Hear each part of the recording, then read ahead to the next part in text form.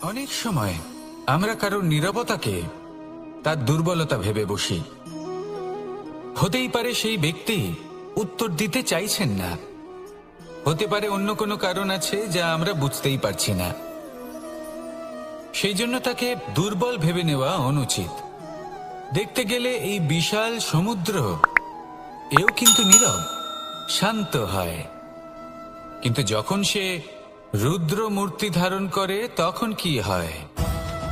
সমগ্র সংসারকে বিনাশের পথে নিয়ে যায় এই সমুদ্র, প্রলয় সৃষ্টি করে। সেই জন্য কারোর সহ্য শক্তিকে দুর্বলতা বলে মনে করবেন না। কারণ যদি এই নীরবতা নিজেকে ভেঙে বেরিয়ে আসে, তাহলে তা বিনাশের সমস্ত সীমা পার করে যেতে পারে। তাই এই নীরবতাকে সবসময় বুঝুন, সবসময় একে সম্মান করতে শিখুন, আর আমার সাথে ভালোবেসে বলুন, রাধা রাধা। জীবন একবার একজন গুরু তার শিষ্যদের পরীক্ষা নিচ্ছিলেন।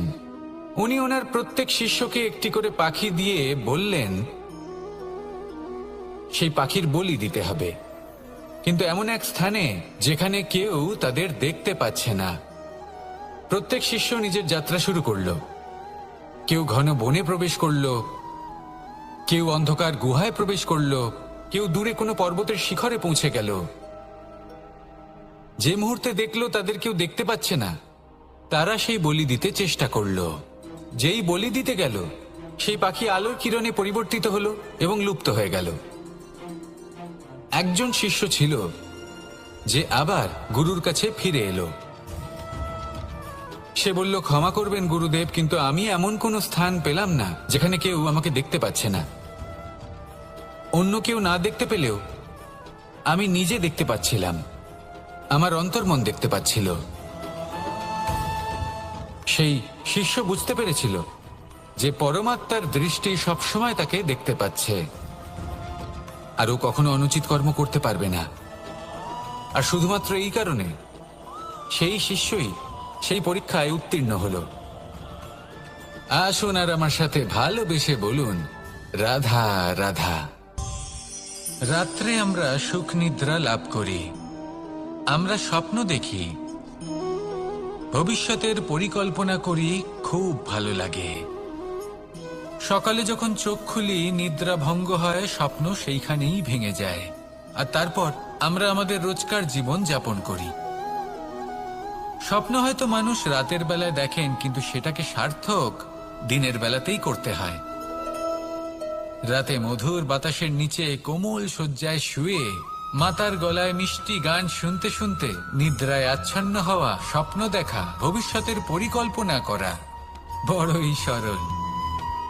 কিন্তু সকালবেলায় সময় মতো উঠে সূর্যের তাপ সহ্য করে, সেই উষ্ণতা সহ্য করে সর্বাঙ্গ ঘেমে গিয়ে নিজের পথ খুঁজে বের করা, সেই পথে অগ্রসর হওয়া, বাধা বিপত্তি এসবের সম্মুখীন হওয়া, আর তারপর লক্ষ্য লাভ করা, এগুলো কঠিন কাজ।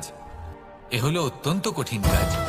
যদি আপনি চান যে স্বপ্ন আপনি দেখেছেন তা সত্যি হোক, তাহলে দিনের বেলায় আপনাকে বেরিয়ে কর্ম করতেই হবে, পরিশ্রম করতেই হবে। মনের এই চক্ষু দিয়ে স্বপ্ন দেখা সম্ভব, কিন্তু যদি আপনি বুঝতে পারেন যে এই স্বপ্নই হলো আপনার লক্ষ্য, তাহলে তাকে সার্থক করতে শুধুমাত্র পরিশ্রম দ্বারাই করতে হবে। তাহলে পরিশ্রম করুন আর আমার সাথে ভালোবেসে বলুন, রাধা রাধা। যত শক্তিশালী এই মন, তত শক্তিশালী এই শরীরও। এই যে আমাদের শরীর, এটা আসলে কি? এ হলো একটা রথের মতো। আর একটা রথ ততক্ষণ চলতে পারবে না যতক্ষণ না তাকে কোনো সারথি চালাবে। এই মন হলো শরীরের সারথি।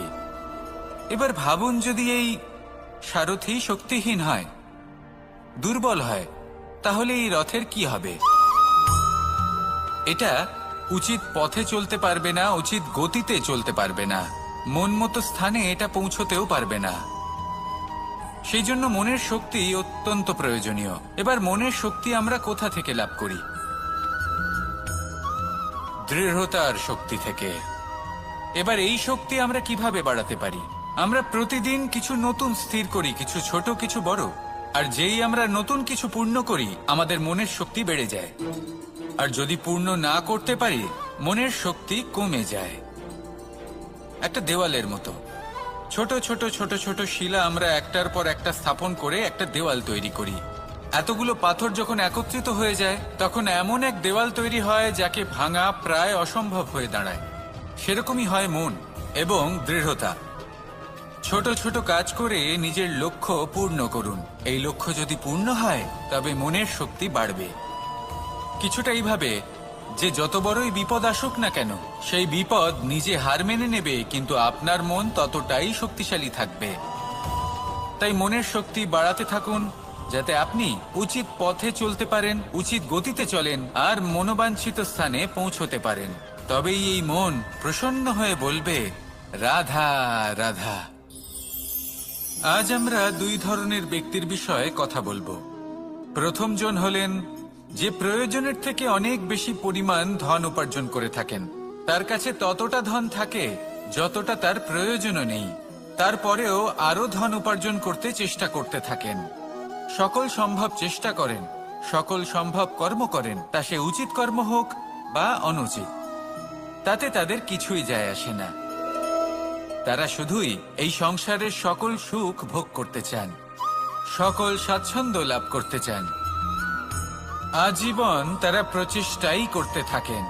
এবার এই করতে গিয়ে তারা ভারাক্রান্ত হয়ে সমস্যার সম্মুখীন হন। এনাদের সমগ্র জীবন এই চেষ্টাতেই চলে যায়, জীবন যাপন করার বদলে। অন্যদিকে আরেকজন ব্যক্তি, যিনি জানেন তার প্রয়োজন কতটুকু আর শুধুমাত্র সেই পরিমাণ ধন অর্জন করেন, তার থেকে বেশি একটুও নয়। উনি যদি দুবেলা খেতে পান, মাথা গোজার ঠাঁই পেয়ে যান, সেটাই পর্যাপ্ত। তাতেই তিনি আনন্দে জীবন যাপন করেন, না কোনো বৃথা চিন্তা করেন, না কোনো বৃথা কষ্ট করেন। এবার আমি আপনাদের জিজ্ঞেস করব, এই দুই ব্যক্তির মধ্যে আপনি কোন ব্যক্তি হতে চাইবেন? বেশিরভাগ মানুষ এটাই বলবেন যে আমরা সেই দ্বিতীয় মানুষ হতে চাই যারা সন্তুষ্ট। কিন্তু যদি মন দিয়ে দেখেন, আপনিও সেই কর্মই করছেন যা প্রথম ব্যক্তি করেন। আপনারা সবসময় চেষ্টা করে চলেছেন, এটাও লাভ করতে হবে, ওটাও লাভ করতে হবে, আমার এটারও প্রয়োজন, ওটারও প্রয়োজন। আপনি অনেক কিছু লাভ করেছেন, কিন্তু প্রশ্ন এটাই যে আপনার কি সেই সবকিছুর প্রয়োজন রয়েছে? এর উত্তর আপনার অন্তর্মনে রয়েছে। আপনার মন জানে যে আপনার প্রয়োজন কতটুকু। সেখানে গিয়ে দেখুন। সন্তুষ্টি মানুষকে আনন্দ দেয়। মানুষ যতটা সন্তুষ্ট হবে, ততটাই সে আনন্দ লাভ করবে। এবার আপনাকে এই সিদ্ধান্ত নিতে হবে যে আপনি কখন আর কোথায় সন্তুষ্টি লাভ করবেন, কত কিছু লাভ করার পরে সন্তুষ্ট হবেন। এই উত্তর আপনি মন থেকে পাবেন। এই সমাজের চাহিদায় জড়িয়ে নিজেকে বিভ্রান্ত করবেন না। নিজের অন্তরের এই মিথ্যে অহংবোধকে প্রশ্রয় দিতে গিয়ে যদি আপনি এরকম প্রয়াস করতে থাকেন, তাহলে জীবনযাপন কখন করবেন? থেমে যান, শান্ত হয়ে যান, নিজের অন্তর্মনে নিমজ্জিত হয়ে দেখুন যে সন্তুষ্টি কোথায়। এই সন্তুষ্টি লাভ করুন। এই মন প্রসন্ন হয়ে বলবে, রাধা রাধা। কখনো কোনো বাগানের কোনো বৃক্ষকে দেখেছেন যেখানে সুগন্ধি ফুল থাকে, রসালো ফল থাকে? তখন মন প্রফুল্ল হয়ে ওঠে, মন থেকে সেই বৃক্ষের প্রতি ভালোবাসা জন্মায়। কিন্তু যিনি বাগানের মালিক, শুধুমাত্র তিনিই জানেন যে কিভাবে এই বৃক্ষকে আগলে রাখতে হয়, কিভাবে তার পরিচর্যা করলে এতে সুন্দর সুগন্ধি ফুল হবে, রসালো ফল হবে। কখনো কখনো প্রয়োজনের থেকে বেশি রোদ পেলে এই বৃক্ষগুলি শুকিয়ে যায়। প্রয়োজনের থেকে কম রোদ পেলেও এই বৃক্ষ কিন্তু শুকিয়ে যায়। প্রয়োজনের থেকে কম জল যদি পায়, এই বৃক্ষ শুকিয়ে যেতে পারে। প্রয়োজনের থেকে অতিরিক্ত জল যদি পায়, তখনও এই বৃক্ষের শিকড়গুলি নষ্ট হয়ে যেতে পারে। এবার এটাই কিন্তু আমাদের সংসারের সাথেও হয়। আমাদের সংসারের সকল প্রতিভাশালী ব্যক্তি, যেমন লেখক, বিচারক, প্রবক্তা, যোদ্ধা, এদের সবার ক্ষেত্রে এই কথাটাই প্রযোজ্য। যদি বেশি প্রশংসা করা হয়, তাহলেও এরা হারিয়ে যাবেন। প্রয়োজনের থেকে বেশি যদি নিন্দা করা হয় তখনও তারা নত হয়ে পড়বেন। তাহলে আপনি এদের রক্ষা করুন এবং নিজেদেরও। মনে রাখবেন একটা কথা, জেনে রাখুন কখন কোন নিন্দায় আপনি লজ্জিত হবেন না, আর কখন কোন প্রশংসার দ্বারা নিজের মধ্যে অহংবোধ জাগ্রত করবেন না। এই মন সুপ্রসন্ন হয়ে বলবে, রাধা রাধা। যদি আমি কোনো বনে যাই, কোনো নির্জন বনে, সেই বনের বিষয়ে, সেই পথের বিষয়ে, গাছপালার বিষয়ে, পশুপক্ষীর বিষয়ে আমার যদি কোনো জ্ঞান না থাকে, সেই বনের ক্ষুদ্র থেকে ক্ষুদ্রতর অংশের বিষয়ে যদি আমার কোনো জ্ঞান না থাকে, তাহলে হতেই পারে সেই বনে কোথাও আমি হারিয়ে যাব। হয়তো এমনভাবে হারিয়ে যাব কোনোদিনও বাইরেই বেরোতে পারবো না। তাই সেই বনের বিষয়ে জ্ঞান লাভ করা আবশ্যক। এটাই হলো শিক্ষা। জীবনে বেশিরভাগ মানুষই কেন অসফল হন? ওনারা একটা লক্ষ্য স্থির করেন, কিন্তু সেই পথের বিষয়ে তারা পর্যাপ্ত জ্ঞান অর্জন করেন না। সেই পথে কি বিপদ আসতে পারে প্রত্যেকটা পৃষ্ঠার জ্ঞান তাদের নেই, আর সেই জন্যই তারা অসফল হন। আপনি জীবনে যখনই কোনো লক্ষ্য স্থির করবেন, কোনো লক্ষ্য সাধন করবেন, পরিকল্পনার সাথে সেই পথে অগ্রসর হন। সেই পথকে বোঝার চেষ্টা করুন, সেই পথের বিপদ সম্পর্কে জ্ঞান লাভ করুন, সবকিছু জানার চেষ্টা করুন, অজানা তথ্য আহরণ করুন, আর তারপর সেই লক্ষ্যের প্রতি নিজেকে সমর্পিত করুন। তবেই আপনি সাফল্য লাভ করবেন। আর এই মন প্রসন্ন হয়ে বলবে, রাধা রাধা। আপনি নিশ্চয়ই কখনো অনুভব করেছেন, যদি কোনো নির্মল ব্যক্তির কাছে গিয়ে বসেন, তাহলে মনে নির্মল অনুভূতি হয়, এই মন শান্ত হয়ে যায়। সেইখানেই কোনো দুশ্চরিত্র মানুষের কাছে গিয়ে বসলে এই মন বিচলিত হয়ে যায়। কারণটা কি? কারণ যে ব্যক্তি নির্মল মনের, তিনি সবার মধ্যে নির্মলতা ছড়িয়ে দেন। আমাদের অন্তরে যা থাকে আমরা সেটাই সবার মধ্যে বিতরণ করি। যদি আপনি এই সংসারে শুভ বোধ ছড়িয়ে দিতে চান, তাহলে প্রথমে শুভ গ্রহণ করুন, তা অর্জন করুন। এই সংসারে জ্ঞানের শক্তি লাভ করুন, আর সেই জ্ঞানের শক্তি সংসারে বিতরণ করুন। শান্তি এবং সন্তোষ প্রদান করুন। কারণ যেমন বীজ এই সংসারে বপন করবেন, তেমনই ফল আপনি লাভ করবেন। যেমন দেবেন তেমন ফিরেও পাবেন। এই সংসারে জ্ঞান প্রদান করুন, শান্তি প্রদান করুন, সন্তুষ্টি প্রদান করুন। এই সংসারে ভালোবাসা বিতরণ করুন, আর এই প্রেম ভাব নিয়েই বলুন, রাধা রাধা। এই সংসারে সবথেকে বেশি মূল্যবান কি হতে পারে? সময়। সমগ্র পৃথিবীর সমগ্র সম্পত্তি ব্যবহার করেও সময়ের একটা মুহূর্ত লাভ করা যায় না, এতটাই বেশি মূল্যবান। আর এই সময়কেই আপনি হেলায় নষ্ট করতে থাকেন, এর সদ্ব্যবহার করেন না, নিজের স্বপ্ন পূরণ করেন না। আর যখন এই সময় পার হয়ে যায়, তখন মনে হয় আর তো সময় অবশিষ্ট নেই। এটা হলো অনুচিত।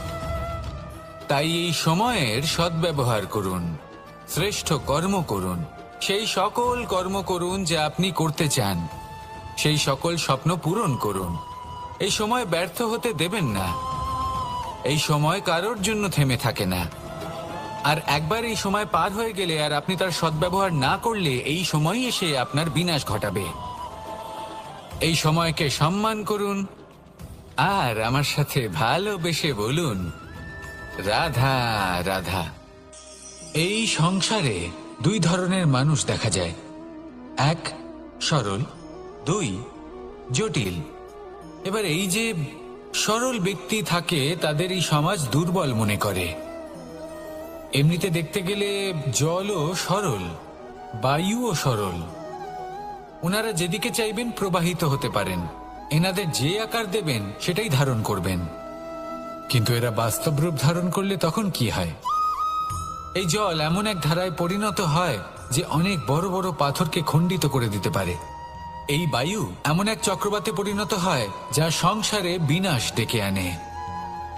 তাই যে ব্যক্তি সরল, তার সরলতাকে সম্মান করুন, তাকে সম্মান করুন, তাকে ভালোবাসা দিন।